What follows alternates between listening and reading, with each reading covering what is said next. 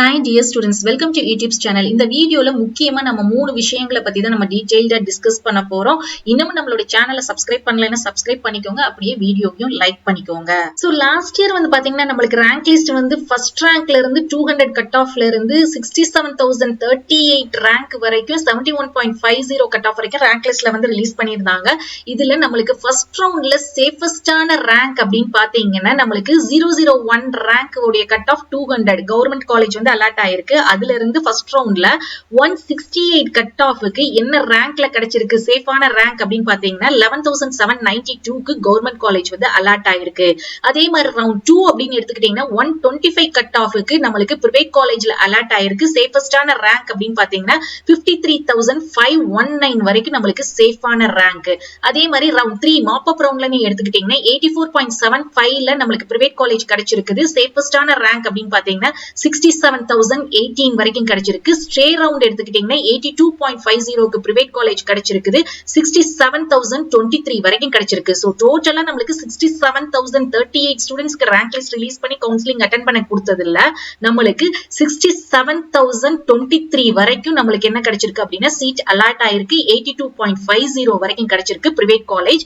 அதே மாதிரி government college அப்படின்னு எடுத்துக்கிட்டீங்கன்னா நம்மளுக்கு சேஃபான ரேங்க் அப்படின்னு பாத்தீங்கன்னா 168 வரைக்கும் 11,792 வந்து சேஃபான ரேங்க்கு நம்மளுக்கு சீட் அலாட் ஆயிருக்கு கவர்மெண்ட் காலேஜ். அதே மாதிரி ஃபார்மா டி எடுத்துக்கிட்டீங்கன்னா 2 ரவுண்ட் நம்மளுக்கு நடந்துச்சு. அதுல ஃபர்ஸ்ட் ரவுண்ட்ல வந்து பாத்தீங்கன்னா 97 கட் ஆஃப்க்கு நம்மளுக்கு 3,454 ரேங்க் வரைக்கும் கிடைச்சிருக்கு. செகண்ட் ரவுண்ட்ல 109 கட் ஆஃப்க்கு நம்மளுக்கு 3,352 ரேங்க் வரைக்கும் நம்மளுக்கு பிரைவேட் காலேஜ் மட்டும் தான் பார்ட்டிசிபேட் பண்றாங்க ஃபார்மா டிக்கு அலாட் ஆயிருக்கு.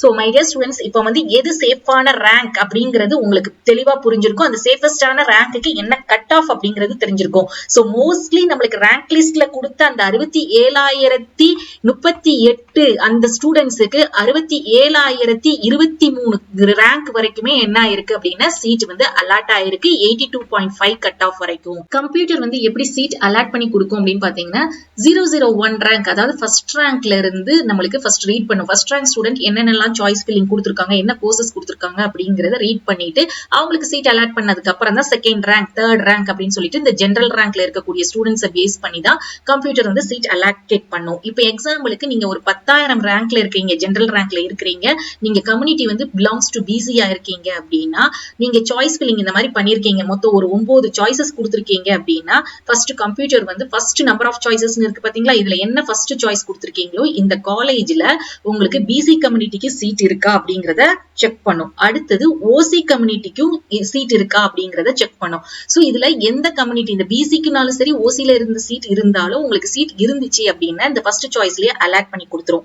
சப்போஸ் நீங்க வந்து கொடுத்த சாய்ஸ் ஃபர்ஸ்ட் இதுல ஓசிலையும் உங்களுக்கு சீட் இல்ல, பிசிலையும் சீட் இல்ல அப்படின்னா செகண்டா என்ன சாய்ஸ் கொடுத்திருக்கீங்க அப்படிங்கறத பாக்கும். சோ செகண்ட்லயும் இல்ல அப்படின்னா தேர்டா ஃபோர்த்தா என்ன கொடுத்திருக்கீங்க, அட் லாஸ்டா 8th சாய்ஸ்ல தான் உங்களுக்கு சீட் அவைலபிலிட்டி இருக்குது அப்படின்னா அந்த சீட்டை அலாட் பண்ணி கொடுத்துரும். சோ அதனாலதான் முக்கியமா சொல்றேன் நிறைய சாய்ஸஸ் வந்து கொடுங்க. இப்ப சப்போஸ் வந்து 9th தான் உங்களுக்கு சாய்ஸஸ் இருக்குது அப்படின்னா அதை அலாட் பண்ணி கொடுத்துரும். சோ 10th வந்து நீங்க வந்து எந்த சாய்ஸஸுமே நீங்க கொடுக்கல அப்படின்னா உங்களுக்கு சீட் வந்து அலாட் ஆகாது.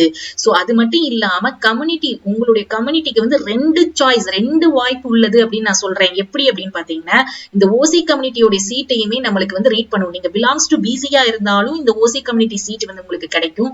அதே மாதிரி பிசிஎம்மா இருந்தாலும் இந்த ஓசி கம்யூனிட்டி கிடைக்கும். எம்பிசியா இருந்தாலும் கிடைக்கும். எஸ்சி எஸ்சிஏ எஸ்டியா இருந்தாலும் இந்த ஓசி கம்யூனிட்டில இந்த காலேஜ்ல இந்த கோர்ஸுக்கு சீட் இருந்துச்சு அப்படின்னாலும் உங்களுக்கு சீட்டை வந்து அலாட் பண்ணி கொடுக்கும்.